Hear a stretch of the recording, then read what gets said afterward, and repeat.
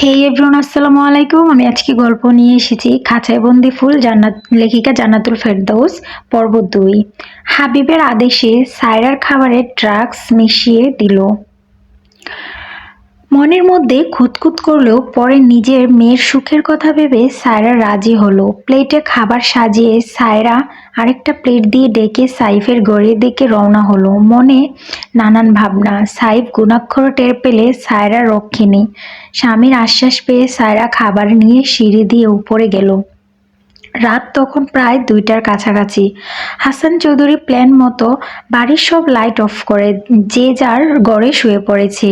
সিঁড়ির পাশে নিয়ন আলোয় সায়রা উপরে কারো অবয়ব দেখতে পেল। মুহূর্তের মধ্যে সেই অবয়ব দৃশ্যমান হলো। সায়রার পায়ের তলার মাটি যেন নড়বড় করছে। সায়রা আমতা আমতা করে বলল, সাহেব বাবা, তুমি? হ্যাঁ আমি। মানে তুমি না কোথাও গিয়েছিলা? সাইফ 2 হাত বুকে ভাঁজ করে দাঁড়ালো। সেসব না হয় বলবো, কিন্তু তুমি আমার ঘরের সামনে কি করছো? আর হাতে কি? সায়রা হাসার চেষ্টা করলো। তোমার বউর জন্য খাবার নিয়ে এসেছি। সাহেব বাঁকা হাসলো। বাড়ির সকলে ঘুমিয়ে গেছে, আর এমন সময় তুমি আমার বউর জন্য অন্ধকারে খাবার নিয়ে এসেছো? ব্যাপারটা একদমই কুত্তার পেটে ঘি হজম হওয়ার মতো।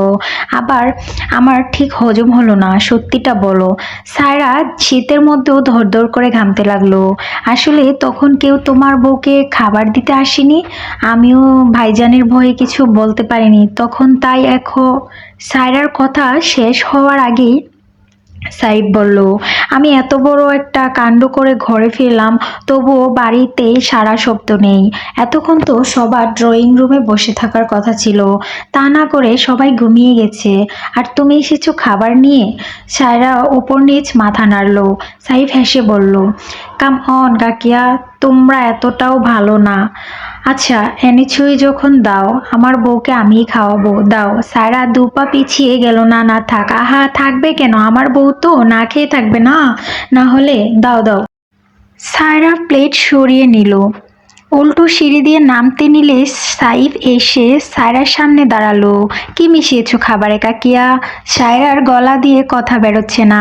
সাইফ হাতের প্লেটটা নিতে গেলে সায়রাও সরিয়ে নিতে যায়। এক পর্যায়ে খাবার শুদ্ধ প্লেটটা সিঁড়ি দিয়ে ঝনঝন করে গড়িয়ে পড়ে।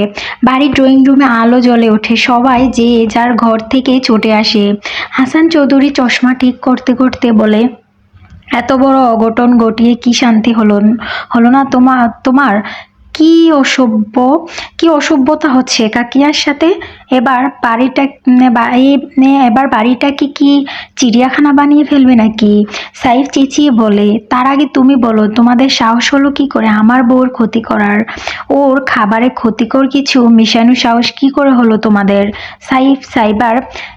সাইরার সামনে দাঁড়িয়ে বলল, বলো না কাকিয়া, কি মিশিয়েছিলে? হয়তো বিষ, নয়তো মরে যাবে এমন কিছু, তাই তো? চেনো মেয়েটাকে তোমরা? না ও তোমাদের কোনো ক্ষতি করেছে? বলো না কাকিয়া।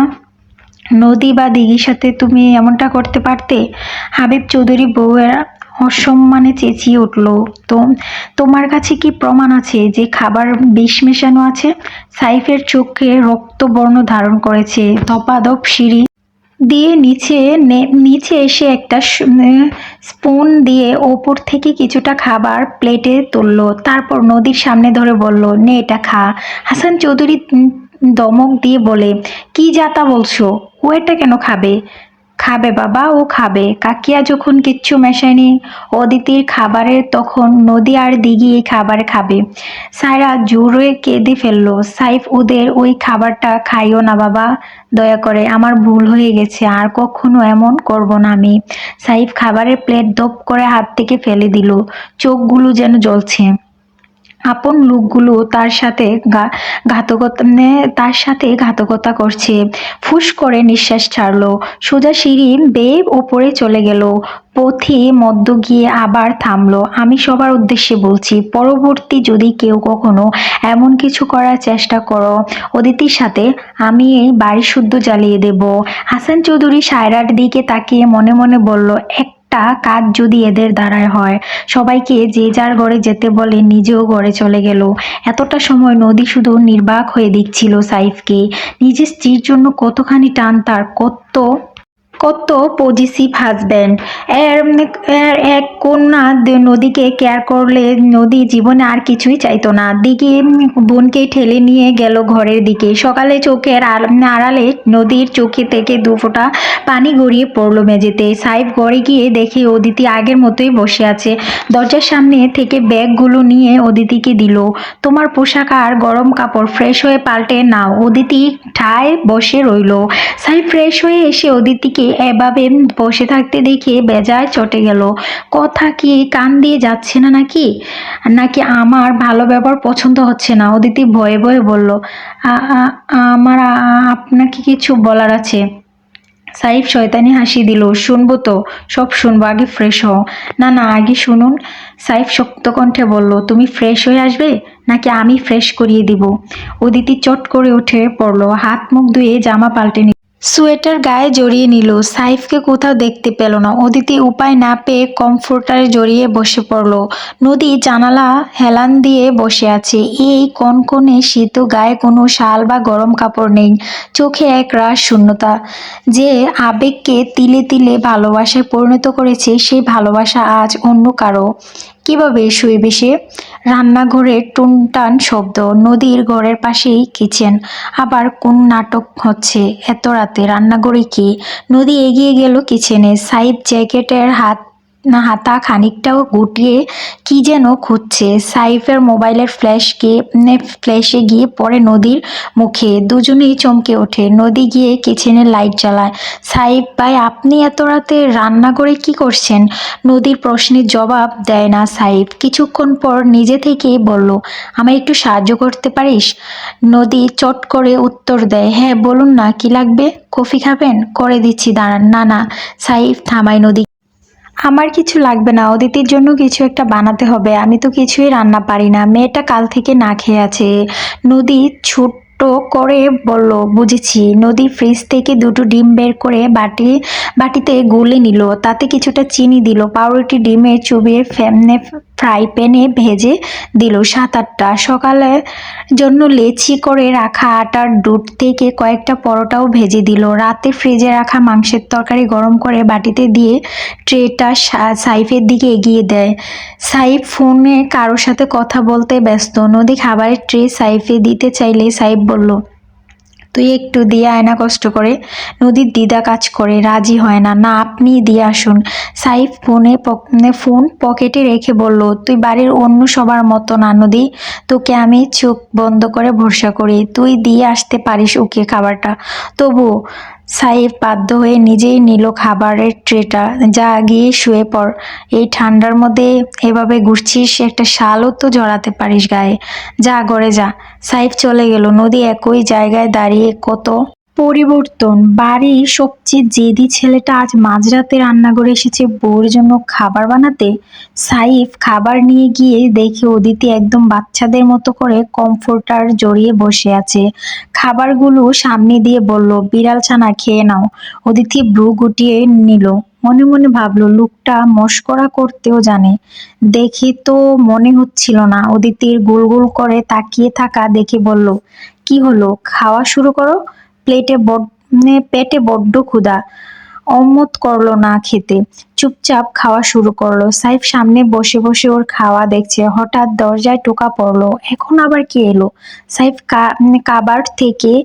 কাবার থেকে রিভলভারটা নিয়ে দরজা খুললো। দরজা খুলতেই নদীকে দেখে বরকে যায়। তুই? নদীও থতমত খেয়ে যায়। হাতের প্লাসটা এগিয়ে দিয়ে বলল, এটাতে পানি গরম করে এনেছি। ঘরের পানি তো অনেক ঠান্ডা, এটা ওকে দিন। সাইফ গ্লাসটা হাতে নিল। আয় ভিতরে আয়। নদী ভিতরে একবার তাকিয়ে বলে, না এখন যাই। বলতে দেরি নদীর যেতে দেরি নেই। সাহেব দরজা বন্ধ করে অদিতিকে পানিটা দিল। অদিতি সবটা খাবার খেয়েছে। খুব খিদে ছিল পেটে। সাইফ প্লেট গ্লাস সরিয়ে নিয়ে বলল, ঘুমিয়ে পড়ো, তোমার সব কথা কাল শুনবো। অদিতি মিনমিনিয়ে গলায় বলল, এখানে ঘুমাবো? হ্যাঁ, আপনি? আমিও এই ঘরেই ঘুমাবো। অদিতি কাঁদো কাঁদো গলায় বলল, উনি শুনলে আমার উপর ভীষণ রেগে যাবেন। আমি কোনো পুরুষ মানুষের সাথে এক ঘরে ঘুমাতে পারবো না। সাইফ কপাল কুঁচকালো। কে উনি? অদিতি মাথা নিচু করে জবাব দিল, যার সাথে আমার বিয়ে হবে কিছুদিন পর। সাইফ কথাটা শোনা মাত্রই তেড়ে এসে অদিতির গাল চেপে ধরল। নিজের শক্ত পুরুষালী হাতে দাঁতে দাঁত চেপে বলল, তোর বিয়ে আমার সাথেই হবে, তাও আমার কালকেই বুঝেছিস? অদিতিকে বিছানায় ছুঁড়ে ফেলে সাইফ গেমিং রুমে চলে গেল। ওর রুমের ভিতরে একটা পকেট রুম রয়েছে, যেটা ও সম্পূর্ণ গেমিং সেটআপে সাজিয়েছে। অদিতি উপায় না পেয়ে শুয়ে পড়ল। রাত তখন শেষের দিকে। সাইফ রুমে আসলো আবার। অদিতি গভীর ঘুমে আচ্ছন্ন। কমফোর্টার ফেলে তার উপর ঘুমিয়ে আছে। জামা সরে গিয়ে ফর্সা মেদহীন পেটটা উন্মুক্ত করে দিয়েছে। পাজামাও নাভির সামান্য নিচে। সাইফ ঢোক গিলল। এই রাতে নিজের ঘরে একলা সুন্দরী রমণী সৌন্দর্য ছড়াচ্ছে, যে কোনো পুরুষ ঘায়েল হতে বাধ্য। সাইফও তার ব্যতিক্রম হলো না। এগিয়ে গেল অদিতির কাছে, ঠান্ডা হাতে স্পর্শ করলো অদিতির ফর্সা পেটে। গলায় মুখ ডুবিয়ে লম্বা করে শ্বাস নিল। কি অপূর্ব সুঘ্রাণ! লালচে আলোয় রক্ত জবা ঠোঁটে জোড়া খুব টানছে সাইফকে। চলবে। সো এভরিওয়ান, আমি রিকোয়েস্ট পাওয়ার পরে পর্ব 2 দিয়েছি। যদি আমি কমেন্ট পাই, রেসপন্স পাই, তাহলে পর্ব 3 দিব ইনশাআল্লাহ।